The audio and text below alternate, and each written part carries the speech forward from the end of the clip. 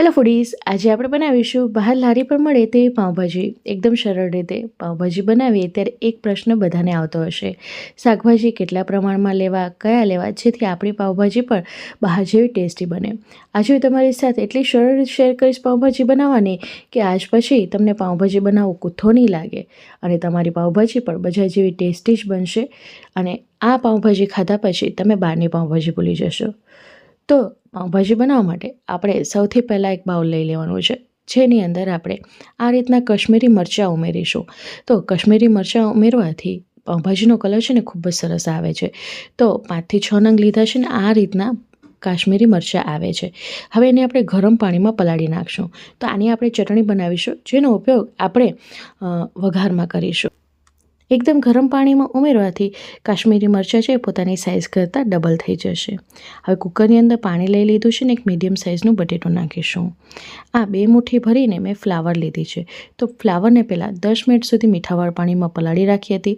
ત્યારબાદ 10 મિનિટ સુધી મેં હૂંફાળા પાણીમાં પલાળી રાખી હતી, એટલે એનામાંનો જીવાત દૂર થઈ જાય.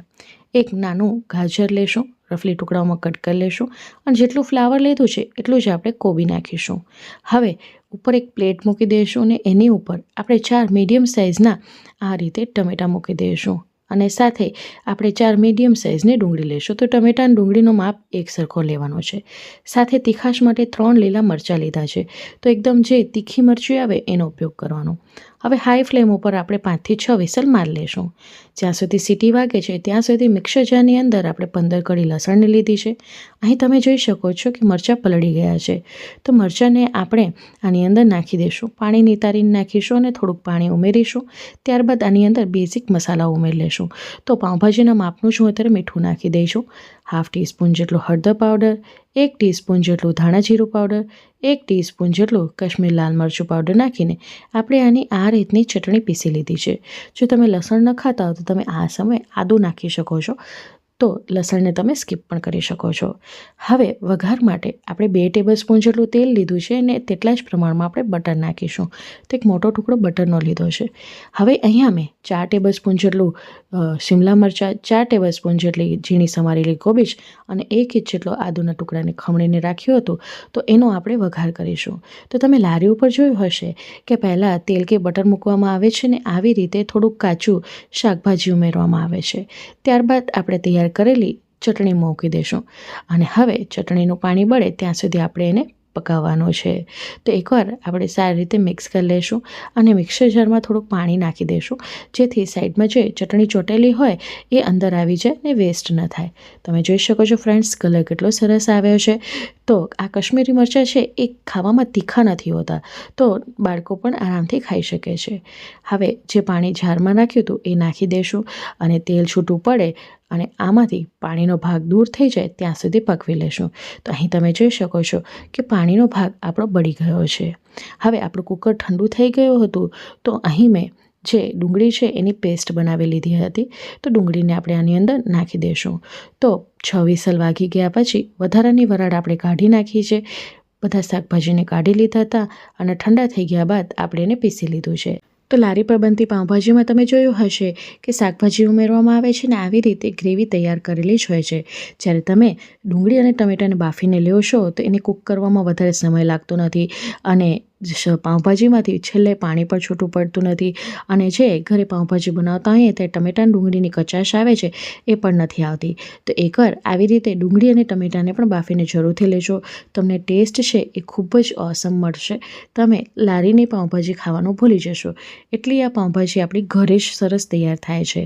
તો આવી રીતે લારી પર પ્રિપરેશનમાં આવી રીતે ગ્રેવીઓ તૈયાર કરવામાં આવે છે, જેથી બલ્કમાં ફટાફટ ભાજી આપણી તૈયાર થઈ જતી હોય છે. હવે તમે અહીં જોઈ શકો છો ડુંગળીમાંનું પાણી બળી ગયું છે. તો આ સમયે ટમેટાની પ્યોરી નાખી દઈશું. તો ટમેટાને મેં છાલ સાથે જ પીસી લીધા હતા. હવે જોઈ શકો છો કે ટમેટામાં પણ પાણીનો ભાગ છે. તો ફરી પાછું ટમેટાનું પાણી બળે ત્યાં સુધી આપણે એને પકવીશું.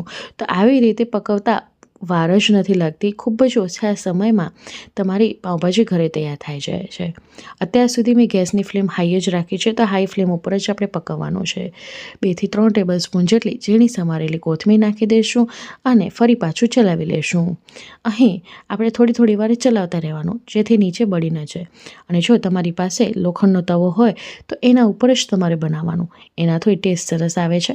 મારી પાસે અત્યારે હાજરમાં નહોતો એટલે મેં નથી વાપર્યો, મેં સ્ટીલની કઢાઈ વાપરી.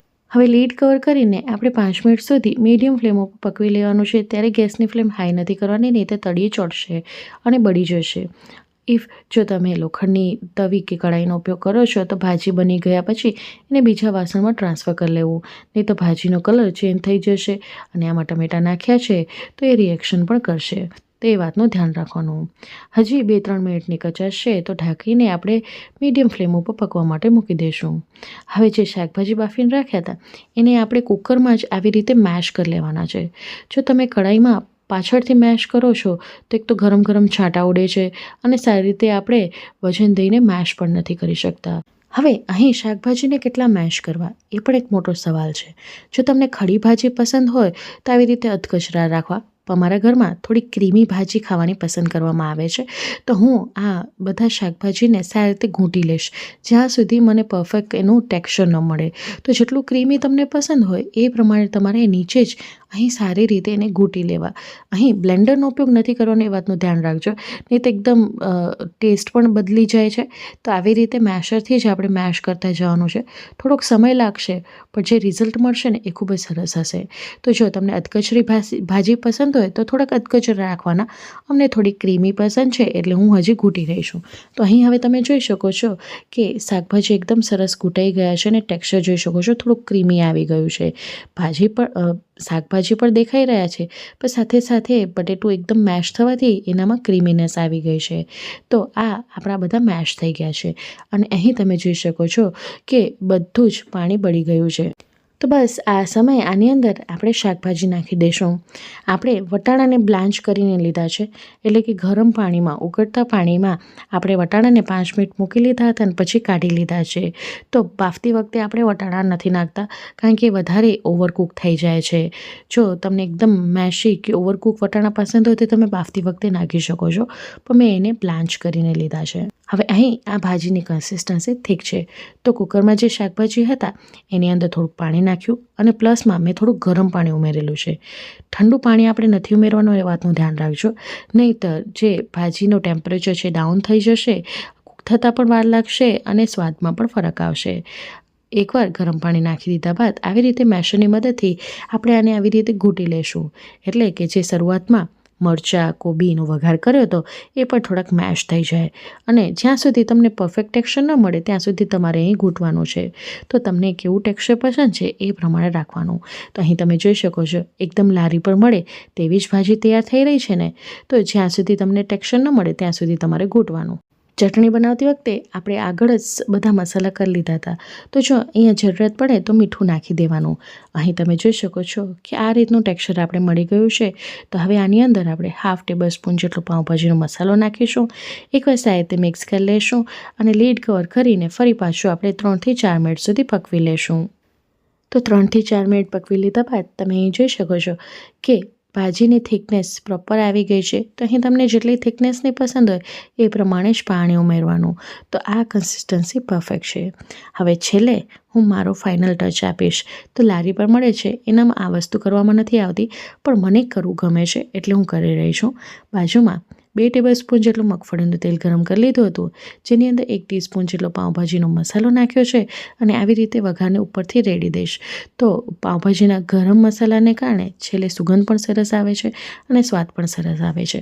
તો જોઈ શકો છો કેટલી સરસ લાગી રહી છે. લાગે છે ને લારી કરતાં પણ વધારે સરસ ઘરે. તો આ રીતે એકવાર ભાજી જરૂરથી ટ્રાય કરજો. હવે સારી રીતે મિક્સ કરી લીધું છે. હું અહીંયા વટાણા ઉમેરવાનું ભૂલી ગઈ હતી એટલે આ સમય નાખી રહી છું, પણ જ્યારે તમે શાકભાજી નાખો અને પ્રોપર મિક્સ કરી લો, મેશ કરી લો, ત્યારબાદ તમે નાખી શકો છો. જો તમને એકદમ મેશી પસંદ હોય તો ત્યારે નાખવા, નહીં તો આવી રીતે મેશ કરી લીધા પછી નાખવાના. તો 1/2 કપ જેટલા વટાણાને આપણે બ્લાન્ચ કરીને લીધા હતા એ નાખ્યા છે, એટલે આ બાફેલા જ છે એટલે પકવતા વાર નથી લાગતી. 5 મિનિટ સુધી મેં છેલ્લે પકવી લીધું છે અને ત્યારબાદ આપણે આને ગરમ ગરમ પાઉં અને ડુંગળીના કચુંબર સાથે સર્વ કરીશું. તો જોઈ શકો છો, દેખાઈ રહી છે ને એકદમ લારી કરતાં પણ વધારે સરસ. તમે મારો વિડીયો કયા ગામ, કયા શહેર, કયા મેગા સિટીથી જોવો છો એ કમેન્ટ બોક્સમાં લખીને જરૂરથી જણાવજો, જેથી મને પણ આનંદ થાય કે મારો વિડીયો કયા ગામ, કયા શહેર, કયા ખૂણે પહોંચ્યો છે. હું ફરી મળીશ આવી જ નવી રેસિપી સાથે. વિડીયો ગમ્યો હોય તો લાઈક કરવાનું ભૂલતા નહીં.